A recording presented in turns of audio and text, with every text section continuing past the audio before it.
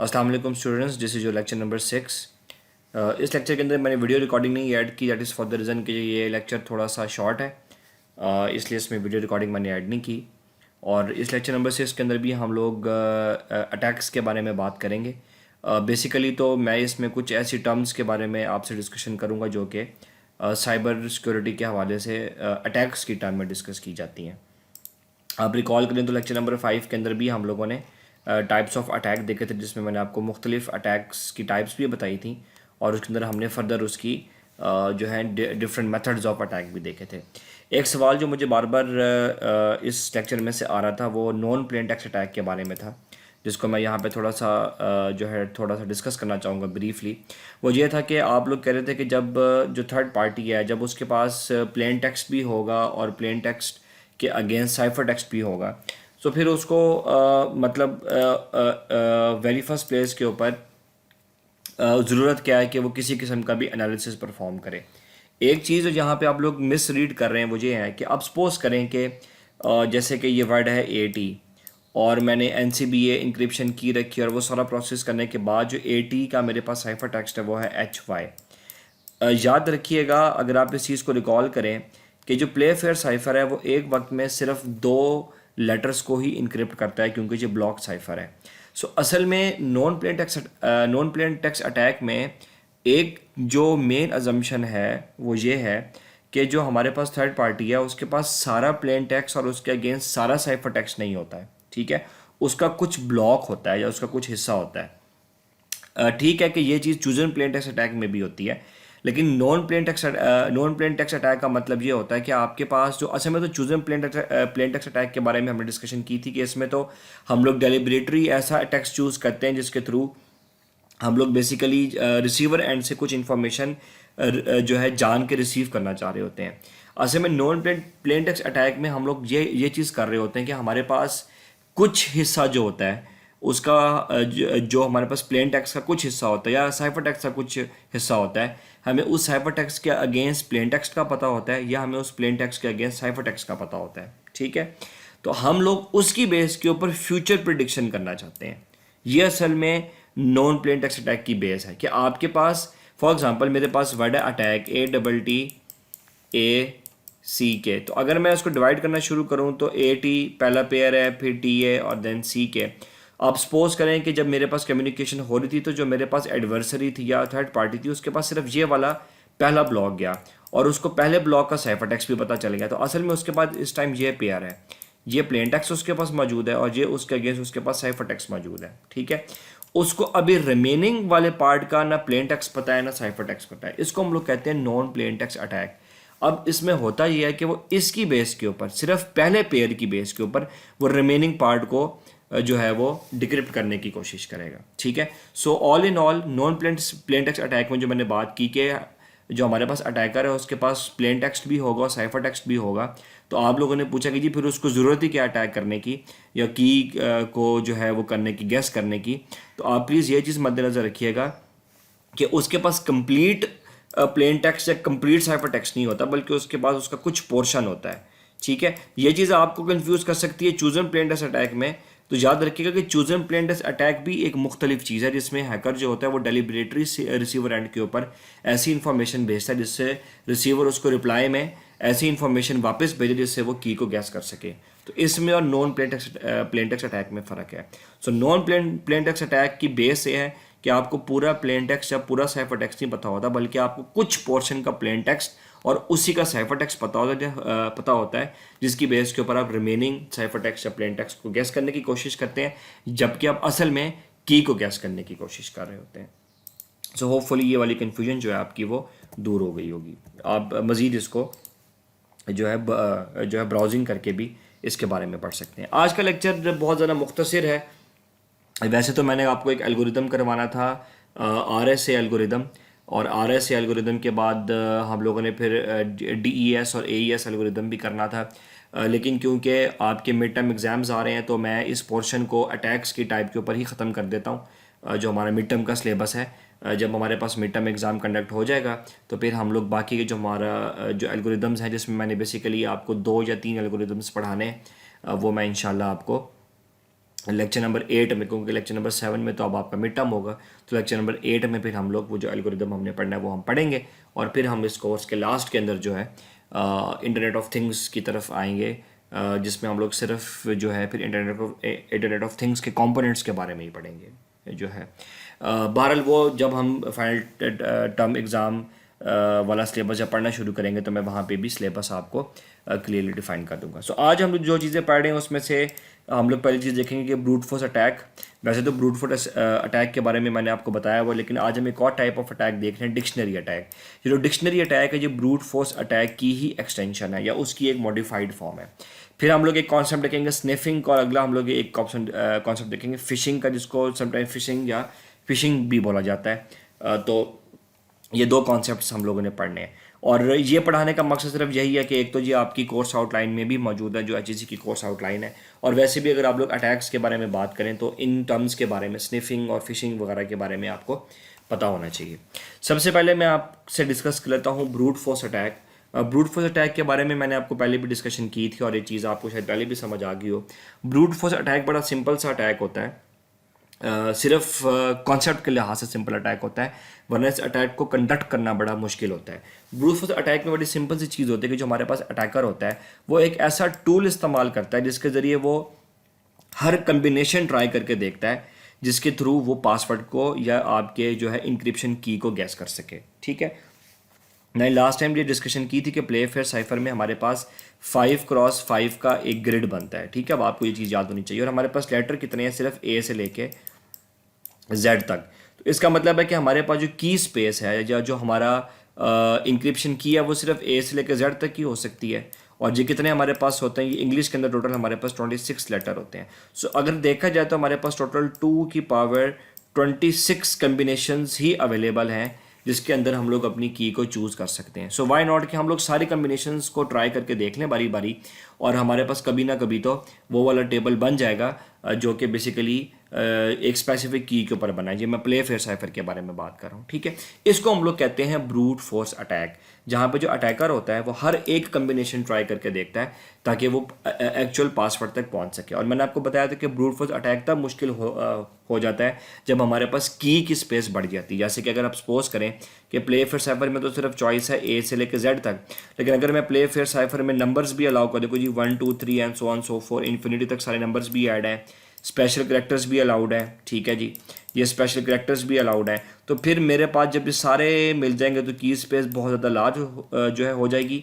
सो 2 की पावर जब जितनी ज़्यादा 2 की पावर बढ़ती जाएगी, हमारे पास आउटपुट में यहाँ पे जो भी मेरे पास 2 की पावर है, आउटपुट में मेरे पास जो नंबर है वो बहुत ज़्यादा हाई होता जाएगा। ठीक है, तो जितनी ज़्यादा मेरे पास ये 2 की पावर बढ़ेगी या जितनी मेरे पास की स्पेस बढ़ेगी, अब याद रखिए मैंने आपको वर्ड बताया था KEY की और स्पेस। की स्पेस हम लोग कहते हैं जो हमारे पास पासवर्ड को चूज़ करने की स्पेस होती है कि आप लोग पासवर्ड के लिए कौन कौन से लेटर चूज़ कर सकते हैं। तो वो जितनी ज़्यादा बड़ी होती जाएगी उतना ज़्यादा हमारे लिए मुश्किल हो जाएगा कि हम लोग हर एक पॉसिबल कम्बिनेशन को जो है ट्राई करें।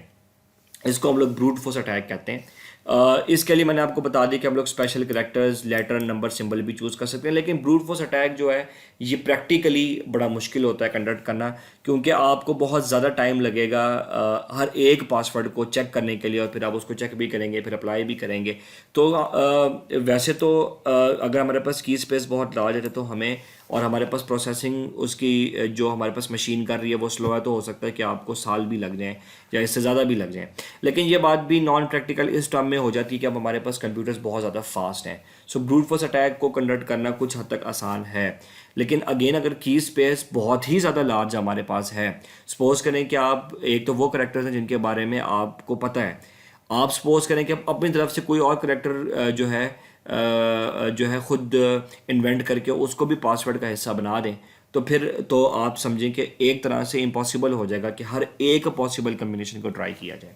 इसको हम लोग कहते हैं जी ब्रूट फोर्स अटैक। तो समरी ये है कि ब्रूट फोर्स अटैक एक ऐसा अटैक है जिसके अंदर जो हमारे पास अटैकर होता है वो आपकी की स्पेस के अंदर से हर एक पॉसिबल पासवर्ड को अप्लाई करने की, आप उसको पासवर्ड कह लें या इंक्रिप्शन की कह लें या की कह लें, वो तो चीज़ अब आप जानते हैं, तो मैं उसके लिए पासवर्ड का वर्ड यूज़ कर रहा हूँ। वो हर एक पॉसिबल कम्बिनेशन ट्राई करके देखता है आपकी की स्पेस में से, ताकि उसको वो एक्चुअल की मिल जाए, और फिर वो डिक्रिप्शन का प्रोसेस कर सके ताकि उसके पास प्लेन टेक्स्ट इन्फॉर्मेशन आ जाए यूजिंग साइफर टेक्स्ट। ठीक है, अगला अटैक हमारे पास आता है जी डिक्शनरी अटैक। जो डिक्शनरी अटैक है ये ब्रूट फोर्स अटैक की एक मॉडिफाइड फॉर्म है। अच्छा, ये वर्ड आपको क्लियर होगा डिक्शनरी से ही, डिक्शनरी। अच्छा, डिक्शनरी क्या चीज़ होती है? आप जानते हैं कि डिक्शनरी रियल जो है वर्ल्ड के अंदर एक आपके पास एक ऐसी किताब आप समझ लें या एक ऐसा डाटाबेस है जिसके अंदर आपके पास इंग्लिश में, फॉर एग्जांपल अगर हम लोग इंग्लिश की डिक्शनरी की बात करें या उर्दू की डिक्शनरी की बात करें, हमारे पास उस डिक्शनरी में हर एक पॉसिबल वो वर्ड मौजूद होता है और उसका मीनिंग भी मौजूद होता है किसी और लैंग्वेज में जो कि हम लोग रियल लाइफ में इस्तेमाल करते हैं। इसको हम लोग बोलते हैं डिक्शनरी। डिक्शनरी और ब्रूट फोर्स अटैक में सिर्फ फ़र्क ये है कि ब्रूट फोर्स अटैक में तो हम लोग हर एक पॉसिबल कम्बिनेशन ट्राई करके देखते हैं ताकि हम लोग इंक्रिप्शन की को गैस कर लें। ठीक है, ये कहलाता है ब्रूट फोर्स अटैक। जबकि डिक्शनरी अटैक एक ऐसा ब्रूट फोर्स अटैक है, दोबारा से सुनिएगा, कि डिक्शनरी अटैक एक ऐसा ब्रूट फोर्स अटैक है जिसके अंदर हम लोग हर पॉसिबल पासवर्ड नहीं लगाते, बल्कि हम लोग सिर्फ या हर जो है अवेलेबल की को ट्राई नहीं करते उस की स्पेस में से, बल्कि हम लोग कुछ इंतखाब करदा इंक्रिप्शन कीज़ को ही ट्राई करते हैं। ठीक है, इसकी मैं एग्जांपल आपको दे देता हूँ ताकि आपको मेरी बात क्लियर हो जाए। कि सपोज करें कि अच्छा, इसको हम लोग बोलते हैं वर्ड लिस्ट।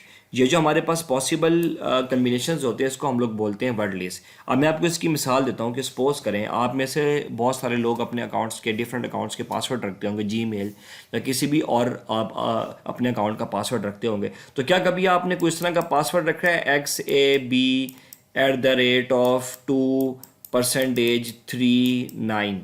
डेफिनेटली ये एक नॉन प्रैक्टिकल सी बात है। उसकी रीज़न ये है कि ऐसे पासवर्ड्स को याद रखना मुश्किल है। सो डेफिनेटली आप कुछ ऐसे पासवर्ड याद रखते हैं जो आप रियल लाइफ में आपके लिए वर्ड्स होते हैं। जैसे कि फॉर एग्जांपल बहुत सारे लोग अपने पासवर्ड की जगह अपना मोबाइल का या अपना कोई कॉन्टैक्ट नंबर लिख देते हैं। जैसे कि फॉर एग्जांपल मैं एक मिसाल दे रहा हूँ कि आप लोग ये वाला वर्ड पासवर्ड रख दें, फॉर एग्जांपल पाकिस्तान, जिस कंट्री में आप रहते हैं, अगर आप किसी और कंट्री में रहते हैं। फिर आप लोग समटाइम्स अकाउंट को जल्दी बनाने के लिए कुछ कॉमन पासवर्ड रख लेते हैं, जैसे कि 1 2 3 4 5 6 या सो ऑन सो फोर, मतलब इन लेटर्स को रिवर्स में लिख देते हैं। ये वो पासवर्ड्स हैं जो कि कॉमनली यूज़ हो सकते हैं। इसको हम लोग बोलते हैं डिक्शनरी अटैक। कि हमारे पास जो अटैकर होता है वो करेगा तो ब्रूट फोर्स अटैक ही, लेकिन वो जो पॉसिबल पासवर्ड या पॉसिबल कीज़ ट्राई करेगा वो कीज़ भी वो वाली ट्राई करेगा जो कॉमन वर्ड्स हम लोग यूज़ करते हैं। फ़ायदा इसका ये होता है कि बजाय इसके कि आप बहुत ज़्यादा हैवी प्रोसेसिंग और बहुत ज़्यादा टाइम लगाने के बाद आप बहुत सारे कम्बिनेशन ट्राई करें और उसमें टाइम ज़ाया होगा। मतलब बात सिंपल सी ये है कि ब्रूट फोर्स अटैक में तो हमारे पास टाइम बहुत ज़्यादा रिक्वायर्ड है। ठीक है, डिक्शनरी अटैक में फ़ायदा ये होता है कि हमारे पास टाइम की बचत हो जाती है, क्योंकि हम लोग हर पॉसिबल पासवर्ड ट्राई नहीं करते, बल्कि हम लोग हर पॉसिबल की ट्राई करने के बजाय वो कॉमन कीज़ ट्राई करते हैं जो रियल लाइफ में हम लोग कहीं पे भी इस्तेमाल करते हैं। आपका कंट्री का नेम है, आपका कॉन्टैक्ट नंबर है, नंबर को हम जो है असेंडिंग या डिसेंडिंग मतलब फॉरवर्ड ऑर्डर में या रिवर्स ऑर्डर में लिखें, या आपके फॉर एग्जांपल फैमिली का जो है किसी का नेम है, किसी अपना मेंबर का नेम है, या सो ऑन सो फोर। ठीक है, इसको हम लोग बोलते हैं डिक्शनरी अटैक। तो डिक्शनरी अटैक का सबसे बड़ा एडवांटेज ये है कि आपके पास जो है वो टाइम बहुत ज़्यादा सेव हो जाता है और पासवर्ड या आपकी इंक्रिप्शन की को गैस करना बहुत ज़्यादा आसान हो जाता है। इसी डिक्शनरी के लिए हम लोग एक टेक्निकल वर्ड यूज़ करते हैं जिसको हम लोग बोलते हैं वर्ड लिस्ट। ये वर्ड लिस्ट असल में वो पॉसिबल कम्बिनेशंस हैं या वो कॉमन वर्ड्स हैं जो कि अटैकर के ख्याल में आपका की या आपका पासवर्ड हो सकता है। ठीक है, अब आप देख रहे हैं कि मैं यहाँ पे पासवर्ड का वर्ड यूज़ कर रहा हूँ, तो आप परेशान ना हुइएगा, ये पासवर्ड हम लोग इंक्रिप्शन की टर्म में ले रहे हैं, जैसे कि प्ले फिर साइफर में हमारी इंक्रिप्शन की थी। ठीक है जी, ये तो बात हो गई हमारे पास डिक्शनरी अटैक के बारे में। ठीक है जी, फाइन। अगली चीज़ है हमारे पास स्निफिंग। ठीक है जी, स्निफिंग। आप ये चीज़ शायद जहाँ से बड़ी इजीली समझ गए होंगे कि स्निफिंग जो है it is drive from the word sniff, और स्निफ का मतलब होता है कि किसी चीज़ को जो है जज करना। ठीक है, इंग्लिश की टर्म में, या सूंघना अगर आप इसको बहुत ही बेसिक लेवल पर जाके देखना चाहते हैं। तो स्निफिंग इंटरनेट ऑफ थिंग्स की सिक्योरिटी में या नेटवर्किंग की सिक्योरिटी में या साइबर सिक्योरिटी में एक बड़ा कॉमन वर्ड है, और ये एक बड़ा टेक्निकल सा वर्ड है जो यूज़ होता है। स्निफिंग क्या चीज़ होती है? मैं स्निफिंग में सबसे पहले तो आपको एक आसान सी चीज़ बता दूं ताकि आपको इसका पहले से कॉन्सेप्ट पता चल जाए। स्निफिंग बड़ी सिंपल सी चीज़ होती है जो कि आपने कॉन्फिडेंशियलिटी में पढ़ी थी। अब याद करें कि हमने एक CIA रूल पढ़ा था जिसमें पहली चीज़ थी हमारे पास कॉन्फिडेंशियलिटी, और मैंने आपको बताया था कि कॉन्फिडेंशियलिटी क्या चीज़ होती है। जिसमें जो अटैकर होता है वो दो पार्टीज़ के बीच में कम्युनिकेशन को सुनने की कोशिश करता है। इसको हम लोग स्निफिंग कहते हैं। तो जब आप बात करेंगे स्निफिंग की तो आप सिंपली अपने जहन में ये वर्ड लेके आएंगे कि जब कॉन्फिडेंशियलिटी लूज़ हो जाए तो इसका मतलब है कि कोई थर्ड पार्टी या कोई इलीगल जो पर्सन है वो हमारी कम्युनिकेशन को सुन रहा है। तो ये इसको हम लोग कहते हैं कि स्निफिंग का प्रोसेस हो रहा है। ठीक है, ये तो मैंने आपको बात बता दी सिक्योरिटी के हवाले से बेसिक लेवल पे, ताकि आपको ये कॉन्सेप्ट क्लियर हो जाए। अब मैं आपको इसकी टेक्निकल टर्म्स में बता देता हूँ। असल में स्निफिंग जो है ये प्योरली नेटवर्किंग की टर्म है जो कि नेटवर्किंग में यूज़ होती है। स्निफिंग जो है ये सिर्फ हमारे पास साइबर अटैक के लिए या अटैकर यूज़ नहीं करता। स्निफिंग हमारे पास दोनों पर्पज़ के लिए यूज़ होती है। ये पॉजिटिव पर्पज़ के लिए भी यूज़ हो जाती है और इसको वायलेट करके आप उसको दूसरे मीन्स के लिए भी यूज़ कर सकते हैं। डेफिनेशन बड़ी सिंपल सी है कि स्निफिंग एक ऐसा प्रोसेस है जिसमें जब आप नेटवर्किंग कर रहे होते हैं और उसमें कम्युनिकेशन हो रही होती है तो उसमें डाटा के जो हमारे पास पैकेट्स होते हैं जब वो एक पॉइंट से दूसरे पॉइंट पे जा रहे होते हैं तो हम लोग उस डाटा के पैकेट्स को मॉनिटर कर रहे होते हैं। असल में तो ये जो मॉनिटरिंग है ये पॉजिटिव पर्पज़ के लिए यूज़ होती है जो कि एडमिनिस्ट्रेटर कर रहा होता है ताकि किसी किस्म की भी नेटवर्क में जो प्रॉब्लम्स आपके पास आ रहे होते हैं वो उसको ट्रबल शूट करे।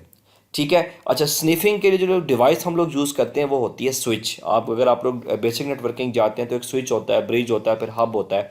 तो स्निफिंग का जो प्रोसेस होता है ये हम लोग कर रहे होते हैं यूजिंग स्विचेस। ठीक है, लेकिन अगर आप स्निफिंग का प्रोसेस करें यूजिंग हब तो फिर इसका मतलब है कि आप सेंसिटिव इन्फॉर्मेशन को भी एक्सेस कर सकते हैं।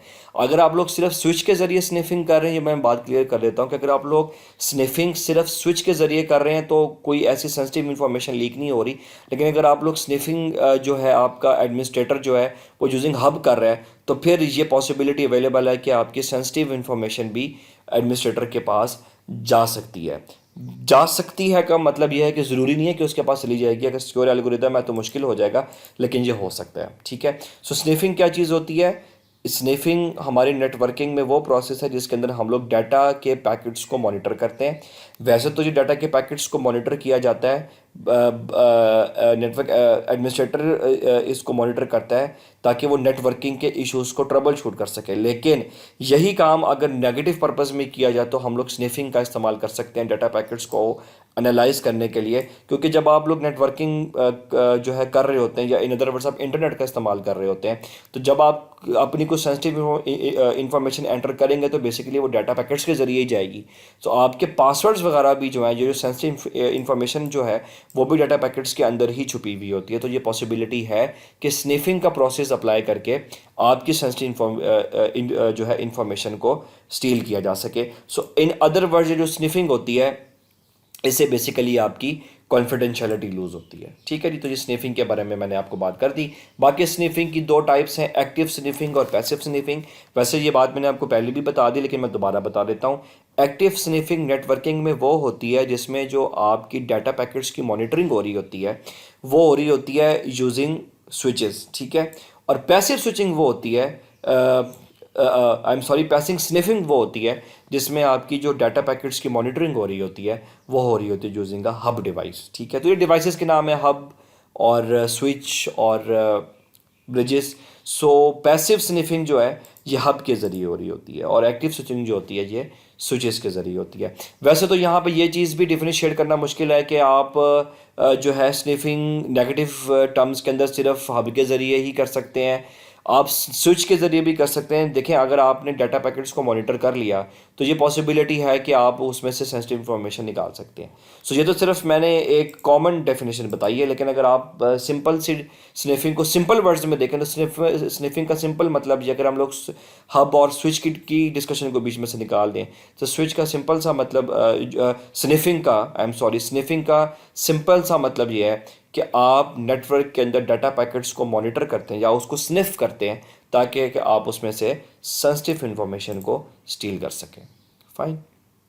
और आखिर में जो हमारे पास चीज़ आ रही है वो है फ़िशिंग या पिशिंग, जो मर्जी आप उसको कहें, नॉर्मली उसको फ़िशिंग ही बोला जाता है। फ़िशिंग बड़ी सिंपल सी चीज़ होती है। पहले तो मैं आपको याद करा दूँ, फिशिंग बेसिकली इंटेग्रिटी की वॉयलेशन है। आप याद करें कि मैंने आपको बताया था कि हमारे पास CIA रूल के अंदर सबसे पहले कॉन्फिडेंशियलिटी, सेकंड नंबर पे इंटेग्रिटी। इंटेग्रिटी में हम लोगों ने देखा था कि होता ये है कि बेसिकली हमारे पास जो टू पार्टीज़ होती हैं, सबसे पहले उनकी कम्युनिकेशन को ब्लॉक किया जाता है, ठीक है जी। जो for example party 1 and party 2, सबसे पहले तो मैं इनकी कम्युनिकेशन को क्या करूँगा, सबसे पहले तो मैं इनकी कम्युनिकेशन को ब्लॉक करूँगा। फिर थर्ड पार्टी क्या करेगी, यहाँ पे थर्ड पार्टी आएगी जो 1 का मैसेज रिसीव करेगी और फिर उसको टेम्पर करके 2 के पास भेजेगी। आप याद करें तो हमने कहा था कि ये इंटेग्रिटी है। असल में यही इंटेग्रिटी को हम लोग फिशिंग कहते हैं। ठीक हो गया। सो फिशिंग बड़ी सिंपल सी चीज़ है। फिशिंग के अंदर क्या होता है कि जो फ्रॉडुलेंट का मतलब जो फ्रॉड कर रहा होता है या जो इलीगल पार्टी होती है, ये जो हमने एडवर्सरी का भी वर्ड यूज़ किया था, ये हैकर का, इसी तरह ये जो है फ्रॉडुलेंट भी एक हमारे पास एक एंटिटी है जो इलीगल पर्पस के लिए जो है काम करती है। तो फ्रॉडुलेंट क्या करेगा, वो दो पार्टीज़ के बीच में आ जाएगा और उसकी कोशिश ये होगी कि वो सेकंड पार्टी को ये शो कराएगा कि वो फर्स्ट पार्टी है, ठीक है, और सेकंड पार्टी को वो ये धोखा देगा कि वो एक ट्रस्टवर्थी एंटिटी। ट्रस्टवर्थी का मतलब कि ऐसी एंटिटी जिसके ऊपर भरोसा किया जा सके, ठीक है। तो वो सेकंड पार्टी को ये यकीन दिलाएगा कि वो ही ओरिजिनल पार्टी है जो उससे कम्युनिकेट कर रही है, और फिर वो उससे सेंसिटिव इन्फॉर्मेशन स्टील करने की कोशिश करेगी, ठीक है। इसको हम लोग बोलते हैं फिशिंग। असल में फिशिंग हम लोगों ने इंटेग्रिटी की टर्म में इसलिए नहीं देखी थी क्योंकि फिशिंग एक असल में थोड़ी सी एक डिफरेंट चीज़ है। ये ज़रूरी नहीं है कि फ़िशिंग के अंदर इंटेग्रिटी लॉस ही हो। मतलब ये, मैं ये बात ज़रा क्लियर कर देता हूँ कि ये ज़रूरी नहीं है कि फ़िशिंग के अंदर दो पार्टीज़ कम्युनिकेट करें और फिर थर्ड पार्टी आए और थर्ड पार्टी आके यहाँ पे कम्युनिकेशन ख़त्म कराए और फिर यहाँ पे आके जो है वो फर्स्ट पार्टी से मैसेज रिसीव करे फिर सेकंड को भेजे। ये तो इंटेग्रिटी लॉस है, ये भी फ़िशिंग की एक फॉर्म है। लेकिन असल में फ़िशिंग ये होती है जिसमें मैं आपको मिसाल दे देता हूँ कि जैसे कि ईमेल स्पूफिंग। आप सपोज़ करें, मैं आपको एक मिसाल देता हूँ कि आप सपोज़ करें कि आपको एक ईमेल आई है बैंक की तरफ से, और बैंक की तरफ से ईमेल आई है कि जी आपने अपने कार्ड के पासवर्ड चेंज करने की कोशिश की थी, इसलिए हमने आपका कार्ड ब्लॉक कर दिया है। आप काइंडली हमसे इस ईमेल पे रिप्लाई में अपना कार्ड नंबर वगैरह सेंड करें ताकि हम लोग आपके कार्ड का पासवर्ड रीसेट करें, ठीक है। अब वो ऐसी ईमेल का नुकसान ये होगा कि अगर आपको ज़्यादा इन्फॉर्मेशन नहीं है और आप ये समझेंगे कि ये इन्फॉर्मेशन मुझे ओरिजिनली बैंक की तरफ से ही आई है, तो आप अपनी सेंसिटिव इन्फॉर्मेशन उनको प्रोवाइड कर देंगे। तो होगा ये कि आपको ये लगेगा कि आप एक लेजिटिमेट साइट पे हैं। लेजिटिमेट का मतलब होता है लीगल, लेजिटिमेट का मतलब होता है लीगल, ठीक है, जिसके ऊपर ट्रस्ट किया जा सके, उसको हम लोग बोलते हैं लेजिटिमेट। तो आप उसको लेजिटिमेट समझ के क्या करेंगे, उससे बातचीत करेंगे और आपको बाद में पता चलेगा कि जी वो तो लेजिटिमेट साइट नहीं थी बल्कि वो तो कोई फेक साइट थी। ये तो मैं वेबसाइट के बारे में सिर्फ बात कर रहा हूँ। इसको हम लोग बोलते हैं ईमेल स्पूफिंग, ठीक है। इसकी मिसाल मैं और तरीके से भी ले सकता हूँ कि सपोज करें कि आपको कॉल आए कि जी आप का जो है मैं टेलीनॉर के कॉल सेंटर से या मैं किसी भी मोबाइल कंपनी के कॉल सेंटर से कॉल कर रहा हूँ और आपका मोबाइल नंबर जो है वो हम लोग ब्लॉक कर रहे हैं और आप जो है and so on so four, फिर वो आपसे आपकी सेंसिटिव इन्फॉर्मेशन लेना शुरू कर दें। सो अगर तो आपको नहीं पता कि वो जिस मोबाइल नंबर से आपसे कांटेक्ट कर रहे हैं वो लीगल है या इलीगल है, तो आप उस ट्रैप का हिस्सा बन सकते हैं और आपको ये लगेगा कि जो पार्टी आपसे कम्युनिकेट कर रही है वो ट्रस्ट वर्ती है। तो ये फ़र्क है फिशिंग और इंटेग्रिटी में। इंटेग्रिटी में तो दो पार्टीज़ की कम्युनिकेशन को इंटरसेप्ट करने के बाद एक पार्टी से डाटा लेकर दूसरी को भेजा जाता है, जबकि फ़िशिंग में ये कंडीशन ज़रूरी नहीं है। फ़िशिंग में जो पार्टी दो कम्युनिकेट कर रही है उसमें पहली पार्टी जो है, इसमें सिर्फ दो ही पार्टीज़ हैं फ़िशिंग में। पहली पार्टी वो है जो फ्रॉड कर रही है या जो फ्रॉडुलेंट है या जो एडवर्सरी है, और सेकंड पार्टी वो है जो आपका विक्टिम है, ठीक है। तो बेसिकली इंटेग्रिटी भी फिशिंग की एक फॉर्म है, लेकिन फिशिंग प्योरली वो है जिसके अंदर सिर्फ दो पार्टीज हैं, 1 और 2, और जो पहली वाली पार्टी है जो फ्रॉड है, ठीक है, और सेकंड वाली पार्टी आपका विक्टिम है, ठीक है। तो ये बड़ा ख़तरनाक अटैक होता है और नॉर्मली आपने देखा होगा कि ये अटैक समटाइम सक्सेसफुल भी बहुत ज़्यादा होता है, क्योंकि जो लोग इंटरनेट को बहुत ज़्यादा नहीं जानते वो ऐसी ईमेल्स वगैरह पर ट्रस्ट कर लेते हैं और फिर खुदा ना खास्ता वो इस ट्रैप का हिस्सा बन सकते हैं। So that was all about this lecture. Definitely lecture बड़ा ब्रीफ था। इसका मकसद सिर्फ ये था कि क्योंकि मैंने आज का जो लेक्चर है इसमें मैंने अटैक्स के बारे में डिस्कशन अपनी कंप्लीट कर ली है। मैं आपको जाके अपने फ़ोल्डर में ये चीज़ दिखा देता हूँ कि हमारे जो कोर्स आउटलाइन है उसके अंदर भी इन चीज़ों का जिक्र है, जिसके अंदर जो है वो हमारे पास जो स्निफिंग, फिशिंग और इसके अलावा डिनायल ऑफ सर्विस के बारे में मैं आपको पहले बता सका हूँ, जिसको हम लोग DOS टाइप अटैक कहते हैं। इसके अलावा और अटैक्स भी हैं जिसमें हमारे पास फार्मिंग है, ठीक है, और उसके बाद डिफेसमेंट है। ये मैं इसके बारे में आपसे बाद में डिस्कशन करूँगा। सो बेसिकली मैंने ये लेक्चर यहाँ पे एंड भी इसलिए किया क्योंकि हमारा जो ये वाला ऊपर वाला पोर्शन है इसमें बहुत सारी चीज़ें मैं अब आपसे बड़ी डिटेल में डिस्कस कर चुका हूँ। बाकी नेक्स्ट लेक्चर जो हमारे आएंगे उसमें हम लोगों ने AES एल्गोरिदम तो ज़रूर पढ़ना है, डेस्क के बारे में मैं डिस्कशन करूँगा, और एक RSA एल्गोरिदम भी हम लोग पढ़ेंगे। जब RSA के बारे में भी मैं अभी कंप्लीटली श्योर नहीं हूँ, लेकिन AES algorithm advance encryption standard, ये तो बहुत ज़्यादा इंपॉर्टेंट है क्योंकि मॉडर्न कम्युनिकेशन सारी AES के थ्रू होती है। ठीक है, फिर हम लोग कुछ जाके और अब जैसे कि आज मैंने आपको ब्रूट फोर्स अटैक के बारे में भी बात की, मैंने डिक्शनरीज के बारे में भी बात की, तो ये वो कुछ टर्म्स थी जो हमारी रह गई थी, और ये मैं कोर्स को एक फॉर्मेट में लाने के लिए मैंने इनको एक पैटर्न में डिस्कस किया है। जैसे कि स्निफिंग और फिशिंग के बारे में मैंने पहले डिस्कस नहीं किया था, मैंने आज किया है क्योंकि अब आपने टाइप्स ऑफ अटैक पढ़ ली हैं, तो इसलिए अब आपके लिए इनको भी समझना आसान है। जब हम लोग अपने मिड टर्म एग्ज़ाम के बाद वापस आएंगे तो तब मैं आपसे फिर प्योरली इंटरनेट ऑफ थिंग्स की एंटिटीज़ के बारे में बात करूंगा, जिसमें फिर मैं आपको ZigBee और ये लो जो है पैन या लो WPAN, लो का मतलब होता है लो LOW, लो वाइड एरिया या पर्सनल एरिया नेटवर्क, या BLE हमारे पास है ब्लूटूथ कम्युनिकेशन के हवाले से। ये फिर मैं आपसे जो इसका मतलब ये कि जब हम लोग मिड टर्म के बाद आएंगे और हम लोग अपना फाइनल टाइम का सिलेबस करेंगे तो फिर मैं आपको प्रैक्टिकली इंटरनेट ऑफ सिक्योरिटी के बारे में तो हमने बात करनी है इस कोर्स के एंड तक, लेकिन फिर मैं इंटरनेट ऑफ थिंग्स के बारे में भी आपसे कुछ बात करूंगा, ताकि अगर आप लोग अपना थीसिस या आप फ्यूचर में इस फील्ड को परसू करना चाहते हैं तो आपको एडवांटेज हो। लास्ट में मैं एक इंपॉर्टेंट अनाउंसमेंट ज़रूर करता चलूँ। आप लोग अपने एग्ज़ाम्स के हवाले से बड़े थोड़े से परेशान हैं और मुझे बहुत सारी क्यूरीज भी आ रही हैं। अनफॉर्चुनेटली मैं हर क्यूरी का जवाब इंडिविजुअली नहीं दे सकता, तो मैं सिंपली आपको यहाँ पे गाइड कर देता हूँ कि प्लीज़ डोंट वरी। जैसे कि मैंने अपने रिकॉर्डेड मैसेजेस में भी व्हाट्सएप के पे आपको बताया था कि मैं इंशाल्लाह एक डिटेल वीडियो बनाऊंगा, और स्पेशल वीडियो के अंदर आपको कंप्लीट मैं गाइडलाइन और असिस्टेंस प्रोवाइड करूंगा। मैं आपको प्रॉपर तरीके से एज अ स्टूडेंट एक पेपर अटैम्प्ट भी करके दिखाऊंगा कि किस तरह का प्रोसेस आपके पास होगा, and so on so forth. So अब आप सिर्फ 1 से 2 दिन का वेट करें, क्योंकि जो है हमारे पास एग्ज़ाम में भी टाइम कम रहेगा, तो इंशाल्लाह मैं कुछ दिनों के अंदर की एक कंप्लीट डिटेल्ड वीडियो जिसके अंदर आपके सिलेबस के बारे में भी डिस्कशन होगी, पेपर में पेपर कैसा होगा, कॉन्सेप्चुअल होगा या MCQs होंगे या शॉर्ट या जो भी आपके जहन में सवाल आते हैं, इंशाल्लाह उन सब के जवाब आपको इस वीडियो में मिल जाएंगे। So that was all about this lecture. Please आपसे एक रिक्वेस्ट है कि जहाँ तक हम इस लेक्चर नंबर 6 तक जो भी पढ़ा है आप इसकी प्रिपरेशन करना शुरू कर दें, क्योंकि सिलेबस में ईच एंड एवरीथिंग जो हमने इस कोर्स में पढ़ी है वो इन्वॉल्व है, वो कोर्स का हिस्सा है, और वो पेपर और आपके फाइनल जो है आपके मिड टर्म के एग्ज़ाम में वो चीज़ अपीयर होगी। ये आपका फाइनल सिलेबस है मिड टर्म एग्ज़ाम के लिए। सो इंशाल्लाह कुछ दिनों के बाद एक वीडियो आ जाएगी जिसमें आपसे पेपर के पैटर्न और पेपर या एग्ज़ाम के हवाले से या उसको कंडक्ट कैसे कराना है उसके बारे में सारे सवालों के जवाब उसमें दे दिए जाएंगे, और फिर हम लोग इंशाल्लाह नेक्स्ट वीक के अंदर मिड टर्म एग्ज़ाम के लिए मिलेंगे।